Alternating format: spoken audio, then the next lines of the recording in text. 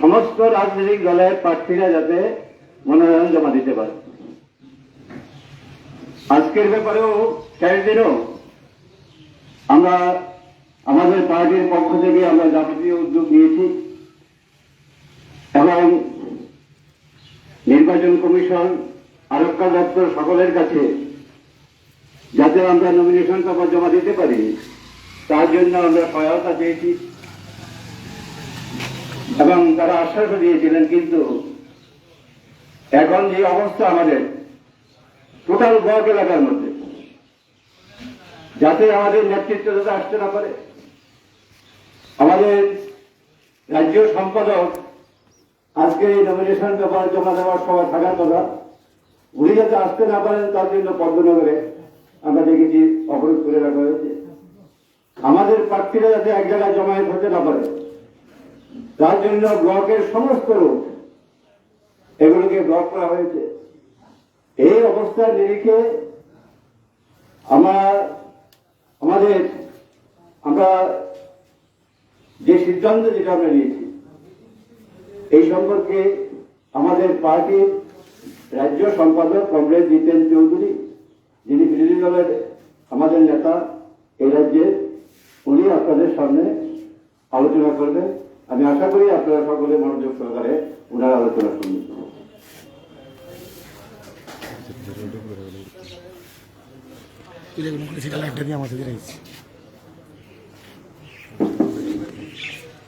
সংগ্রামী বন্ধুগণ, মায়েরা এবং বোনেরা, আপনারা এই নলছর ব্লকের বিভিন্ন গ্রাম পঞ্চায়েতের এখানকার যারা নাগরিকরা এই চলতি যে ত্রিস্তর পঞ্চায়েত নির্বাচন, সেই নির্বাচনে প্রতিদ্বন্দ্বিতা করার জন্য আপনারা প্রস্তুত হয়ে আজকে এখানে এসেছেন। গত কদিন ধরে আমাদের পার্টির কর্মীরা, বন্ধুরা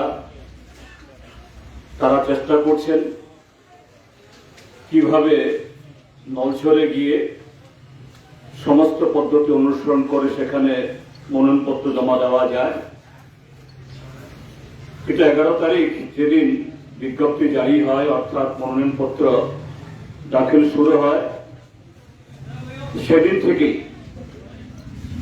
ত্রিপুরাজ্যের আরো অন্যান্য বহু ব্লকের মতো এখানেও শাসক দল তাদের আশ্রিত সমাজবিরোধীদেরকে জড়ো করে ব্লক চত্বর পুরো দখল করে রেখেছে। বিভিন্ন জায়গাতে হুমকি ধমকি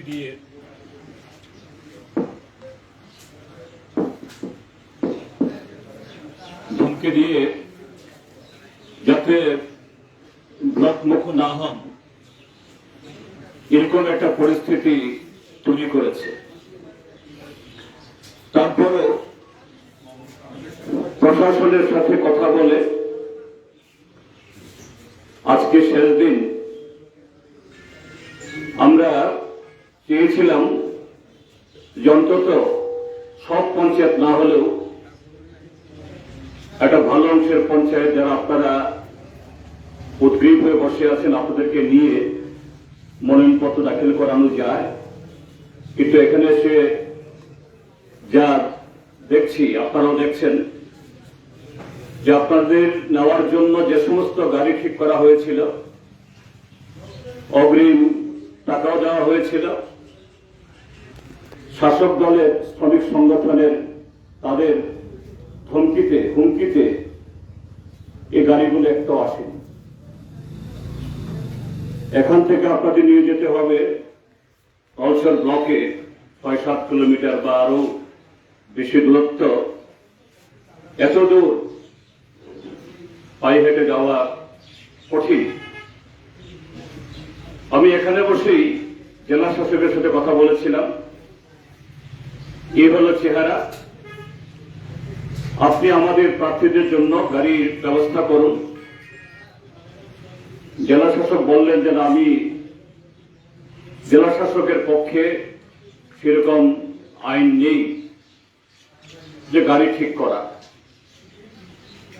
আমি তখন তাকে বলেছি, তাহলে আপনি আমার এই বক্তব্যকে লিখিত মানে অফিসিয়াল অর্থাৎ সরকারিভাবে আপনার কাছে আমাদের যাতে মনোনয়নপত্র দাখিল না হয়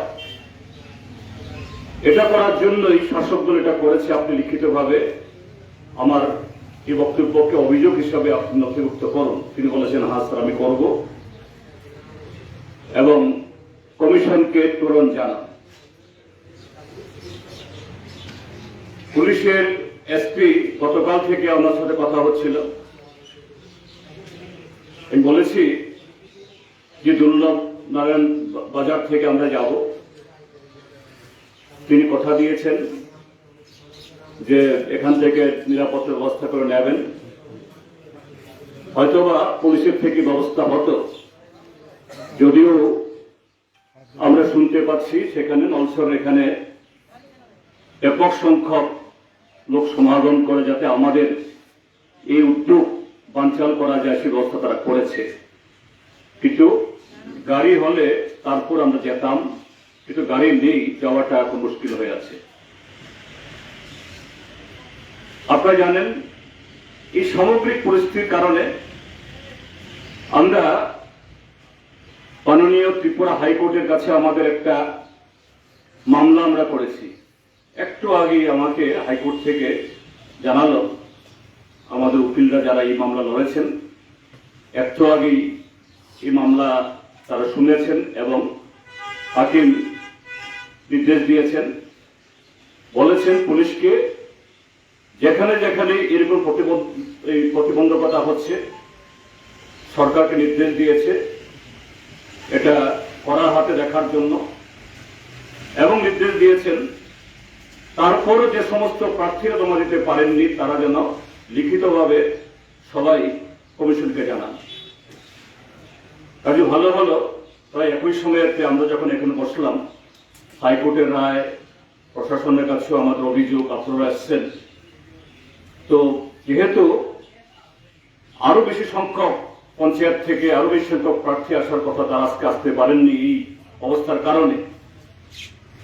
কোর্ট যখন এই কথাগুলি বলেছে, আমরা সবাই মিলে একটা সিদ্ধান্ত নিয়েছি যে আমরা আজকে এই মনোনয়নপত্র দিতে যাব না, কিন্তু আপনারা বসে এখানে লিখিতভাবে যে আপনারা এসেছিলেন, আপনাদের গাড়ি নাই এই জন্য যেতে পারেননি, বাধাপ্রাপ্ত হয়েছেন, এই লিখিত দিয়ে এখানে দিয়ে যান। এটা আজকের মধ্যেই পৌঁছানোর ব্যবস্থা করতে হবে। আমরা শেষ পর্যন্ত চেষ্টা করব কিভাবে আপনাদের এই নলসর ব্লক সহ ত্রিপুরা রাজ্যের আরো অনেক অন্যান্য ব্লক সেখানে এইভাবে প্রার্থী দিতে পারেননি, বাধাপ্রাপ্ত হয়েছেন, আদালতের নির্দেশ অনুসারে আমরা জানাবো যাতে আগামী দিন কমিশন সেখানে সে উদ্যোগ গ্রহণ করে। আমরা আশা করি যে মাননীয় আদালত ত্রিপুরার যে গণতন্ত্রকে বাঁচানোর জন্য, সংবিধানকে রক্ষা করার জন্য যে রায় দিয়েছেন, পরবর্তী সময়তেও এই রায়কে আরো পূর্ণতা দেওয়ার জন্য ত্রিপুরা রাজ্যের গণতন্ত্রপ্রিয় মানুষের কণ্ঠস্বর তারা শুনলেন। তার সাথে যেটা আমি বলতে চাই যে এই ত্রিপুরা রাজ্যের মধ্যে যে কোনো গণতন্ত্র নেই, আইনের শাসন অচল, সংবিধান অনুসারে একটা নির্বাচন হচ্ছে, পঞ্চায়েত নির্বাচন, এটা মামুলি একটা খেলা না। এটা ভারতের সংবিধান অনুসারে 5 বছর অন্তর সারা দেশের ত্রিস্তর পঞ্চায়েত হয়ে থাকে। সেই পঞ্চায়েতে বিভিন্ন রাজনৈতিক দল এবং ব্যক্তিগতভাবে নির্দল হিসাবে প্রতিদ্বন্দ্বিতা করতে পারেন, তাদের অধিকার। রাষ্ট্রের অর্থাৎ সরকারের দায়িত্ব যারা প্রতিদ্বন্দ্বিতা করতে চান, রাজনৈতিক দলই হোক বা ব্যক্তিগতভাবে, সেই প্রার্থীকে, সেই ব্যক্তিকে, সেই দলকে নিরাপদে তার প্রার্থী পদ দাখিল করার জন্য সমস্ত সুযোগ তৈরি করে দেওয়া। কিন্তু ত্রিপুরাজ্যে ডক্টর মানিক সাহার নেতৃত্বে যে বিজেপি সরকার, গত 6 বছর ধরে ত্রিপুরা যে সরকার চলছে, এই সরকার সংবিধান মানে না, গণতন্ত্র মানে না, এবং এই সরকার এবং শাসক দল তারা ভীত। যে রাজনৈতিক দল আজ থেকে মাত্র 1.5 মাস আগে যে লোকসভা নির্বাচন হলো, সেখানেও প্রশাসনাত্মক নির্বাচন করে বলছে 80% বেশি ভোট পেয়ে জিতেছে বিপ্লব কুমার দেব এবং প্রীতিদেবী সিং। তার 1.5 মাসের মাথায় লোকসভা নির্বাচন, আর সেই নির্বাচনের সামনে জনগণের সামনে দাঁড়াতে তারা ভয় পায়। এটা প্রমাণ করে হয়তো রিটার্নিং অফিসারের সার্টিফিকেট তারা পেয়েছে, লোকসভা জিতেছে, জনগণের সার্টিফিকেট তারা পায়নি, জনগণের ভালোবাসা পায়নি, ভোট পায়নি। তাই যদি হতো আজকে এই ত্রিস্তর পঞ্চায়েতে এইভাবে দিন দুপুরে এই রাজনৈতিক ডাকাতি তারা করত না। এইভাবে স্বীকৃত রাজনৈতিক দল এবং আরো বহু প্রার্থীদেরকে এই ব্লক অফিসের ভেতরে বাইরে এরা এইভাবে আক্রমণ করত না, এইভাবে রাষ্ট্রযন্ত্রকে, পুলিশকে অপব্যবহার করত না। কাজী বন্ধুগণ, আমাদের এই গণতন্ত্র পুনরুদ্ধারের যে সংগ্রাম, লড়াই, এটাকে আগামী দিনে জোরদার করতে হবে। লড়াই এখানে শেষ না। এখন যেহেতু আদালত বলেছে আজকে যারা যেতে পারছেন না তারা অভিযোগ দেওয়ার জন্য, কমিশনের কাছে জানানোর জন্য তার পরবর্তী পদক্ষেপ এরপরে কমিশন যাতে নেয় এই নির্দেশ দেওয়া হয়েছে। কাজে আজকে আপাতত এই নলছড়ে যাওয়া এই কর্মসূচিটা আজকে আমরা স্থগিত করছি এখানে, এবং আপনাদের প্রত্যেককে বলছি আপনারা এখানে বসে এই অভিযোগপত্র লিখে যান, যাতে পরবর্তী সময়তে কমিশন কি ব্যবস্থা করে, প্রশাসন এবং পুলিশ আগামী দিন কি ব্যবস্থা করে আমরা সেগুলো দেখব।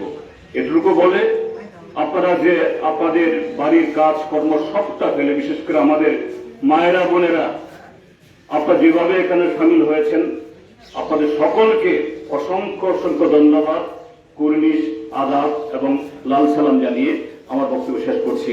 ইনকলাব জিন্দাবাদ।